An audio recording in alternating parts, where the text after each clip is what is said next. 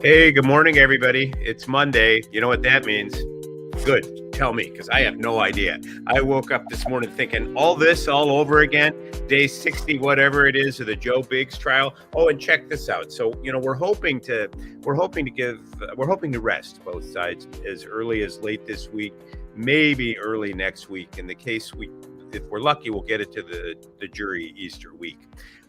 So a critical part of any trial is the jury charge, and the parties submit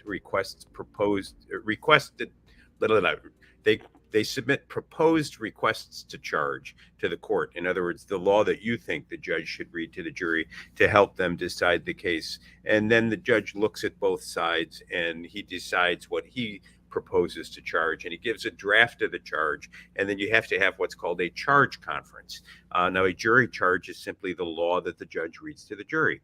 And in a jury trial, the parties have different roles. The jury finds facts, the judge instructs on the law and assures that there's a fair, orderly, and efficient proceeding, and the various lawyers are advocates for their point of view.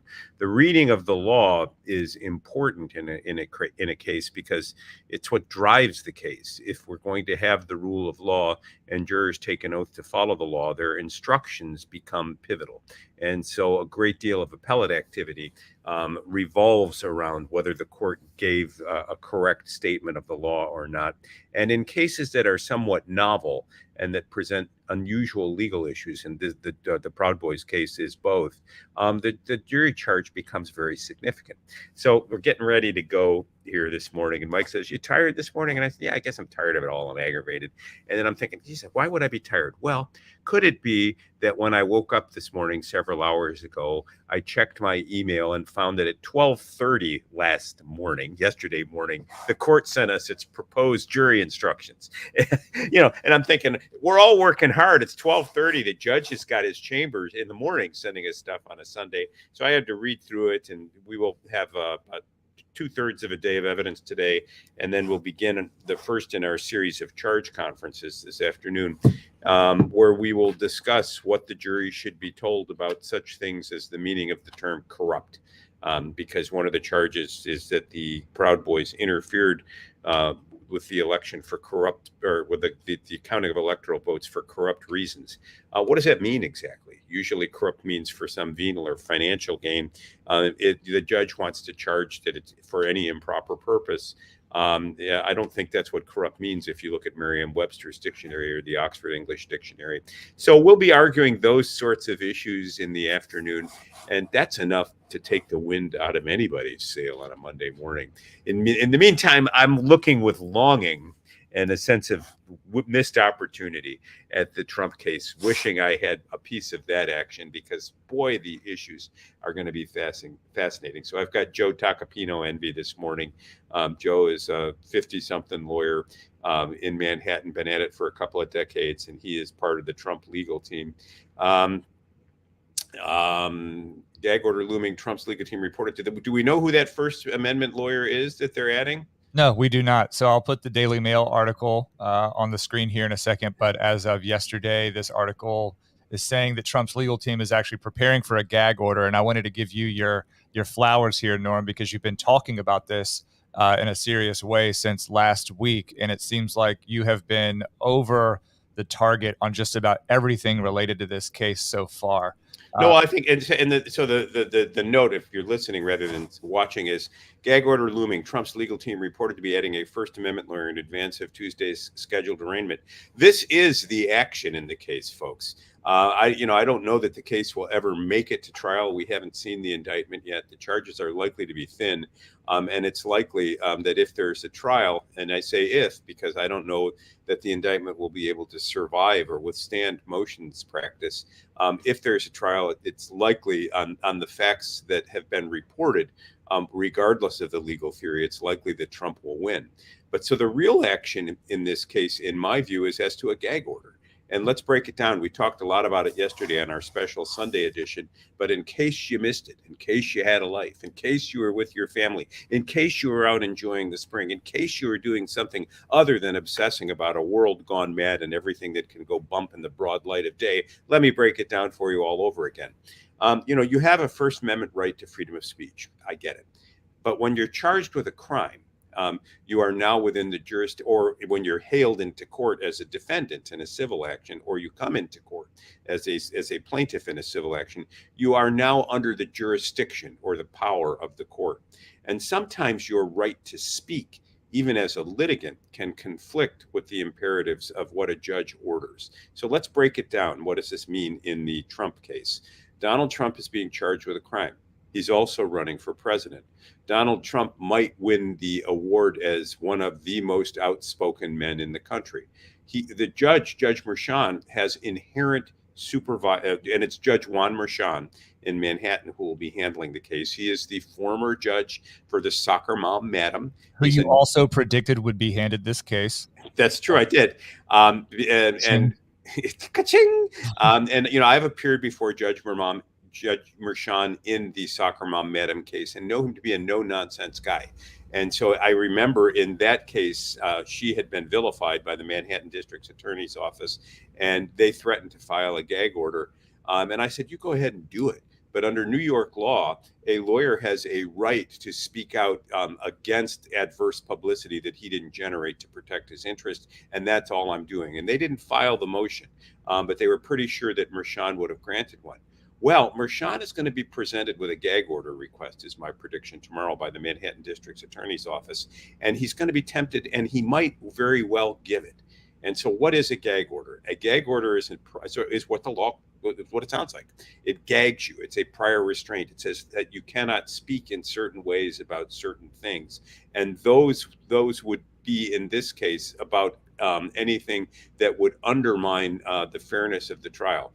And it occurred to me, Mike, when we were talking about this yesterday, the Alex Jones case is a perfect example of a gag order and the issues at stake. And, if you're listening, Donald Trump, and you need somebody on the First Amendment, I've briefed this to the Connecticut Supreme Court, and we took it to the U.S. Supreme Court. They wouldn't hear it. But here's what happened in the Alex Jones case. Jones had been sued by the Sandy Hook parents. He got on the air one day, and he started asking for a reward for the head on the pike of people who were involved in distributing certain material about him. And he showed a picture of opposing counsel on the air, and he slammed his fist into the picture of opposing counsel. And at that point, the lawyers for the plaintiffs went to the judge and asked for sanctions. And the judge, as a sanctions, said that Jones couldn't have certain of his motions heard.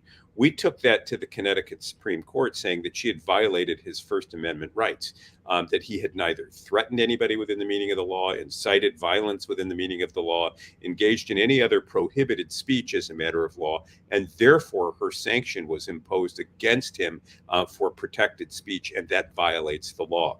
The Connecticut Supreme Court did not disagree with us. In other words, it did not conclude that Jones's speech had violated the law in any meaningful way. But what it did hold is that the court had the inherent supervisory authority to ensure the safety and the of trial participants and the orderliness of trial procedure and the trial process. And so it upheld her sanction.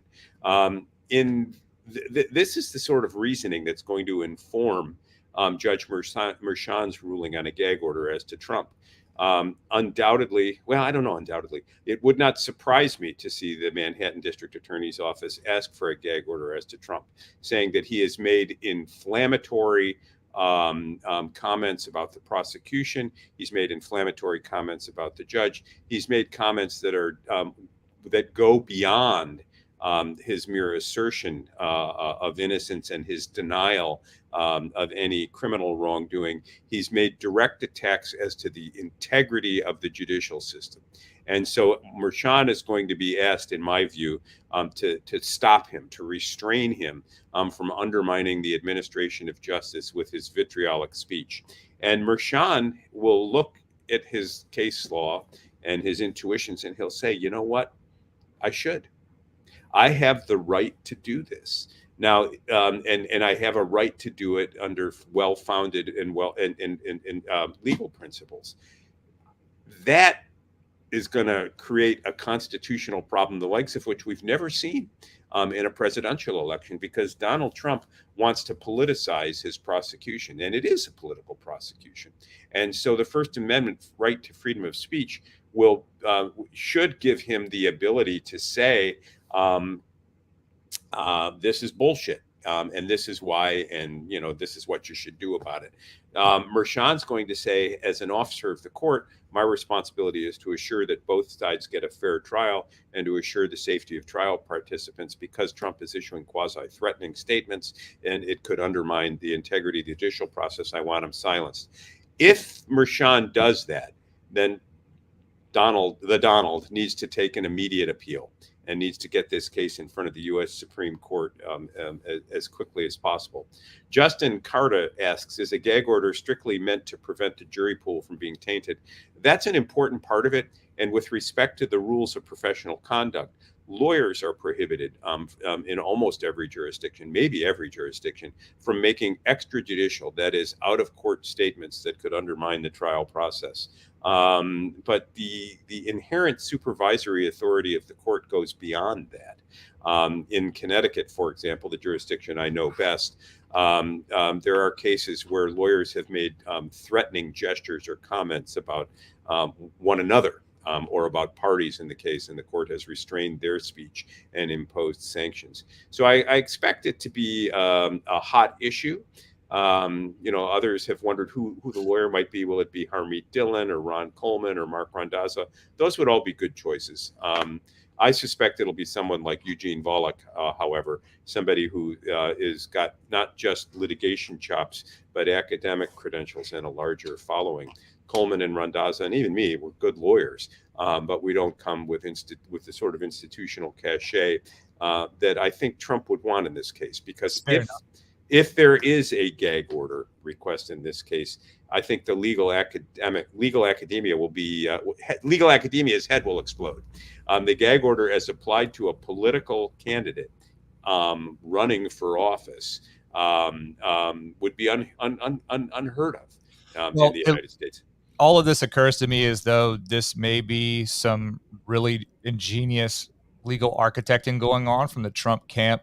There are two issues that we can look at right now. This morning when we were preparing for the stream, I thought to myself, gee, Michael, and I don't say gee, Michael anytime, but I don't know why I said that. Anyway, I looked in the mirror and I said, self? Oh, gee. And then I realized I'm not an original gangster. Yeah. By golly. Oh my gosh, my golly. I shot my best friend's colleague. No, I thought to myself that perhaps the extradition issue had completely sunset, that we were no longer needing to analyze that from a perspective of whether candidate for president who won't say that he's candidate for president, Governor Ron DeSantis of Florida, needs to consider using whatever legal authority he has to fight a potential extradition of Trump. However, I'm as we're talking here, Norm, I'm sort of changing my tune, and here's why. You see there on the screen that it says that breaking the gag order can come with a fine as small as $1,000 or as many as 30 days in jail. Oh, yeah. And Trump has also said that he has also announced that when he returns from being arraigned on Tuesday night, that he has a press conference scheduled at his Mar-a-Lago estate. And therein lies the opportunity, I think, for there to be a violation of the potential gag order, which would do what? It would call him back to the jurisdiction from whence he left. So my thinking now is this, that whomever is, there may be the one person that we referred to yesterday, Norm, that simply has not been named, one sort of legal architect behind the scenes assisting Trump with perhaps pushing the value, the optics of this up for campaign reasons. Because it right now it's okay, we're going to comply with the indictment. We'll be there.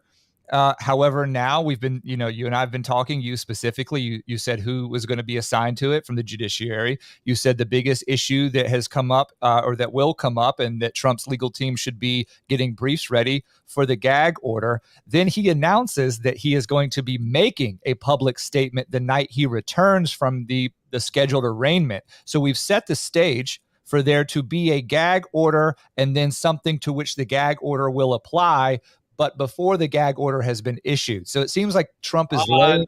Yes and no. So here's the chronology. He'll be in Manhattan.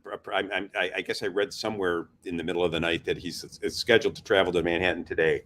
He's due to be presented in Manhattan, the criminal court tomorrow afternoon. At that point, the judge may issue a gag order. They're not routine. A party typically has to ask for one. They are rarely done sua sponte, that is, by the court's own initiative. So if the court imposes one and says, you can't comment, you can't threaten this, that, or whatever, or comment on the trial proceedings. I'm not sure what the form of the gag order would take. If he says those things and then Sure. Trump goes, he's not. But once Trump comes to be arraigned, the court has jurisdiction over him. And now he goes back to Florida and he breaks the order. There'd be a show cause hearing where he'd be summoned back to New York to show cause why he ought not to be held in contempt. The extradition analysis changes now, because it's one thing to be in your home state and be sought by another state to answer to a charge that you've not yet been presented on. In that case, your home state is protecting you against the jurisdictional claim of another state. Sure. Once you appear to be arraigned and you've submitted to that jurisdiction, and then a show cause order issues and you don't show up, now you're not just a citizen in your state seeking protection from your state, you're a fugitive from justice. Correct. And at that point, DeSantis's options are limited. Well, and I wanted to make sure that what my main point is, and Justin Carta says here, preemptive move. That's exactly what I'm trying to articulate here, is that Trump has set the stage for the court to gag him, and he has already promoted that he will be making a public statement on Tuesday evening when he returns from being arraigned and from appearing in court, right? And so for that reason, he has baited the court almost. He has forced this issue as, if there's going to be a gag order, let's do that right now, right? Well, I hope he's ready. I mean, this is as I've said it before, I'll say it again. This, to my mind, is the most interesting issue in the case. What the court, the court's inherent supervisory authority to ensure the protection of trial participants in orderly proceedings and the integrity of the judiciary versus a candidate for public office's right to speak. The First Amendment, whatever else it is, and scholars debate the scope and metes and bounds of First Amendment protections. Whatever else it is or has been in our nation's history, it has always protected political speech. And a politician running for the highest office in the land probably has the strongest claim to the most vigorous protection of First Amendment speech. So in the case of people of New York versus Donald Trump, Chapter 1 will be the First Amendment versus a very powerful and stubborn judge. So it should be interesting. I'm looking forward to continuing to cover this aspect specifically, and I hope you're right. I do personally, if there isn't a First Amendment attorney that's added to the legal team, I do think that it should be Eugene Volokh. He is perhaps one of the it shouldn't be Volokh, it should be me. But if you got to go second string, Volokh's a good one, Hey, I want you to be here every morning, Well, I can barely do that now. While we're on the topic of the First Amendment and things going on in New York, a very troubling conviction last week of Ricky Vaughn or Douglas Mackey for election interference in the 2016 presidential race. Well, let's be a little more specific here. The conviction was for conspiracy against rights under fair enough. Federal statute. And so what did he do? So Vaughn posted a meme, and the meme said, you can vote for Hillary by clicking here. And he posted it online. And apparently prosecutors believed his intent was to siphon votes from Hillary, such that the gullible would take a look at the meme, click on it, think they'd voted, and that click would go into the ether and wouldn't count in any column, but would constructively benefit Hillary's opponent, Donald Trump. Here it is. Vote for her. Vote from home. Post Hillary using a presidential election. And so, in an era where we have absentee ballots and we're making it easier and easier to vote, and we're opposed to voter ID, hey, why not vote? Why not vote from your Twitter account, or why not vote from your laptop? So prosecutors sought to convict him of a crime under 18 United States Code 241, and the claim is that in posting this meme, he conspired to deprive people of their right to vote, of the effect or the practical consequence of their right to vote, to have their vote count. You can argue that he did no such thing. They voted, but it was an ineffective vote. And stunningly, a court permitted that case to go to a jury. He faces up to 10 years imprisonment. Now, under federal law, the court reporting is dismal in this country. When a person is convicted or when they're charged, he faces up to 20 years, whatever the statutory maximum is. Almost no one gets the max. In federal law, there's a complex procedure for setting sentences when a person either pleads guilty or is convicted, and that is you go through a calculation of the offense, and you use something called the federal guidelines to come up with this offense range. Having said that, this is still a felony, and my prediction is that the Vaughn sentence will be somewhere in the 18 to 24 month range, which is still a lot for basically taking fools on a trip down fantasy lane. Well, it's also reported, Norm, that the state could not produce a single witness that was affected by the meme. Right. In other words, this was a quote unquote victimless crime. So the crime itself was the conspiracy. Right. And so I want to make sure that we pride ourselves on trying to be very narrow and specific on the legal issues here. And a lot has been made. I think, they talked about this on Tim Pool. They even had Donald Trump Jr. on their show, I think, late last week. And this topic came up. Donald Trump Jr.'s instant reaction was, there should be a presidential pardon for this conviction, to which I think Tim Pool responded as a state level thing. It's not. This is under the United States Code. This is a federal. But let me help me out. Presented enough to understand the following. A conspiracy is usually an agreement between two or more people to commit some unlawful act. Who did Mackey conspire with?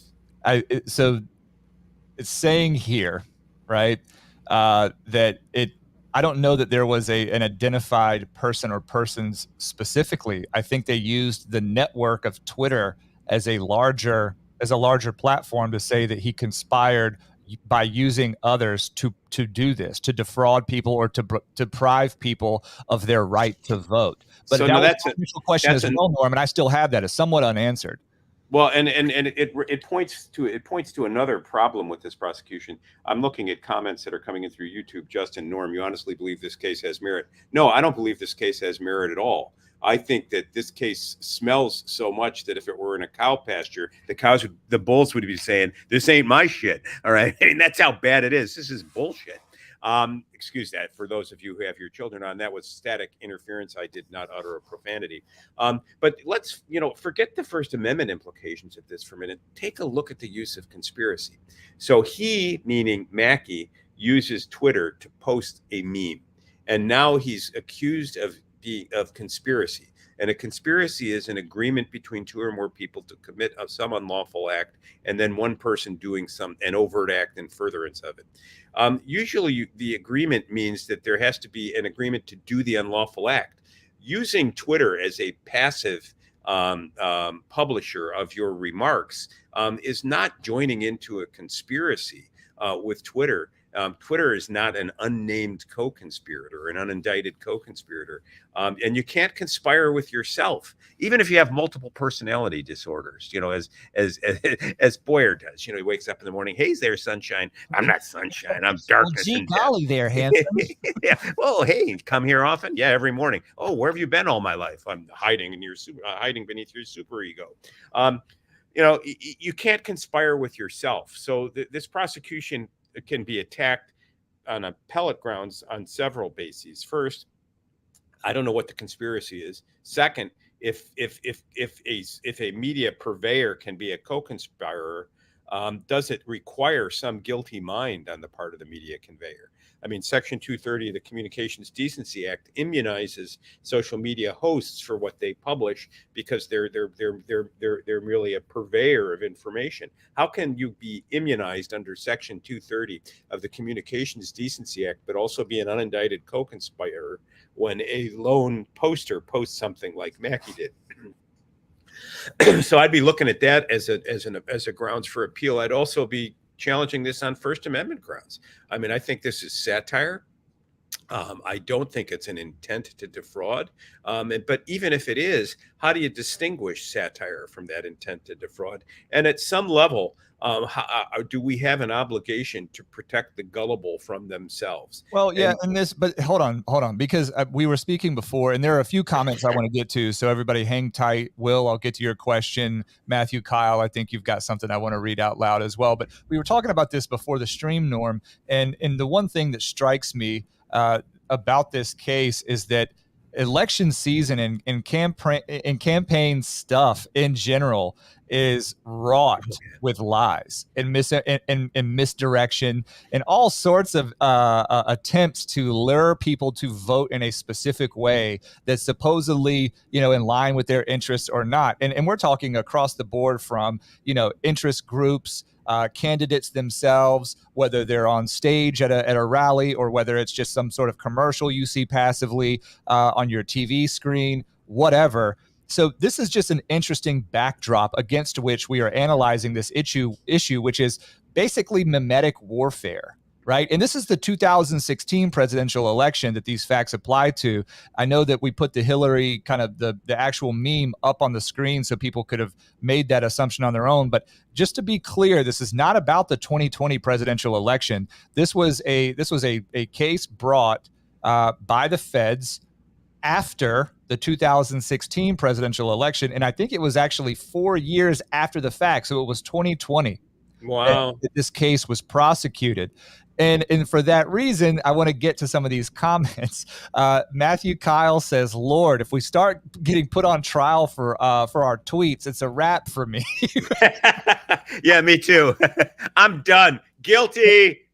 Yep. And Lawyer Will says Douglas Mackey's meme said something like vote by text. Yep. And I'll put that back on the screen here in just a second so we can analyze that again.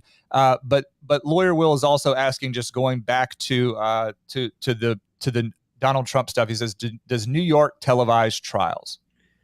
I don't know. I sure hope so. I remember in the Anna Gristina case, that was the soccer mom, Madam, there were photographers present in the courtroom, but I don't think the proceedings were televised. And there was intense media interest in that case. I mean, walk out of the courthouse and there'd be 50 cameras in your face following you down the street. So I hope the case is televised. I hope that New York permits that. Well, the irony. So here's the meme. Just going back again to the Douglas Mackey stuff. Here's the actual meme. Here's what went on Twitter, right? And you can see here on November 8th, type the word Hillary and post it to Twitter or Facebook using the hashtag presidential election between 7 a.m. and 9 p.m. Eastern to cast your vote for Hillary from home. So there's some crazy irony in this that the 2020 election was in fact more of a vote from home that's really ever true. In American history, right? So we're this guy's being prosecuted for just being a Nostradamus, even though he was joking about it. But I think I wanted to make sure that our viewers could actually see this, and for those that are listening audio only, it's a picture at the top with Hillary in the background with a smile, engaging with supposed supporters, and it says vote for her, vote from home, post Hillary using hashtag presidential election stronger together. I'll scroll down a little bit because the bottom is funny too. It says powered by Microsoft, right? HillaryClinton.com, etc. So this isn't, Norm, you brought up, and several other sources have brought up, that there was another woman that did something almost nearly the same at around the same time with probably the same or better visibility on Twitter and has not been prosecuted. I'm not really interested in the selectivity of who's prosecuted pursuant to this stuff. I think the broad and overarching picture is that this doesn't really make any sense. No, it really doesn't. So expect a victory for Douglas Mackey in the United States Court of Appeals for the Second Circuit. It's a loss for the First Amendment, a loss for freedom of speech. We've always been engaged in hyperbole, outright lies, and attempts to manipulate people's baser instincts in our elections. That's part of what free speech is all about. But it does raise questions about the tolerance for misinformation in the digital age and the extent to which some people, including these federal prosecutors, are willing to go to stamp it out in the name of truth, the truth that they know. Now, in this case, maybe he was deceptive, maybe he wasn't. I mean, I studied the meme carefully. It never said that that vote would count in the general election. It just said, make your vote count. Well, count where? On Twitter or Facebook? Well, Or, this says nothing of the widely circulated memes online where it's like, Republicans vote on Tuesday, Democrats vote on Wednesday, and vice versa. Everybody has seen a version of this meme in their online experience. And the question is, and what I wanted to get back to is, this is pretty soft bigotry of low expectations here, right? We've talked about voter ID laws vaguely before, but how condescending voter ID laws, or the opposition against voter ID laws ultimately is, thinking that people aren't wise enough or somehow incapable of getting a photo identification in order to just present that when they go to vote. This is a version of the same thing that we're just telling people, you're too dumb to parse that this is perhaps satire. well,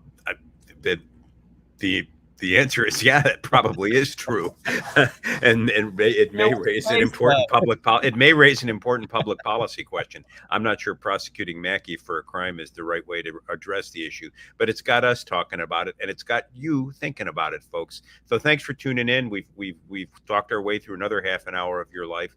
Thanks for listening to Law and Legitimacy. Mike, tell people how they can help us. Absolutely. You can go to lawandlegitimacy.locals.com, become a member, subscribe. That's really where we want everybody to go. It seems like High Society is having trouble getting a subscription badge, but if you're in the chat over on Rumble, I've put the directions there for you to earn the subscription badge to our page. If you'll just click, if you're on the desktop version, if you'll click the $ icon, it'll prompt you. There's a checkbox where you can become a subscriber directly to us for $5 per month, and you will get the subscriber badge. And recall that Rumble has announced the initiative that 100% of those subscriptions will have the fees go directly to the creators, aka Law and Legitimacy, aka Norman Mikes. So if you're so inclined, please do that. Please give consideration to that. You can find us on Apple Podcasts, Spotify, Google Play, Overcast, anywhere where podcasts are found. And most importantly, you can find us here every morning at 7:45 a.m. Eastern. Norm, go get them today. I'm going to overrule your yeah, thank you. Preemptively overruling my objection. I appreciate that. Now, if you're listening from Team Donald, take a look at Connecticut Supreme Court briefs in the case of State versus Fotis Dulis and State versus Lafferty versus Alex Jones. Both of those raise gag order issues you guys need to be thinking about now. All right. So objection. Overruled. I feel right at home. I'm running off to court. Bye. See you later, Norm.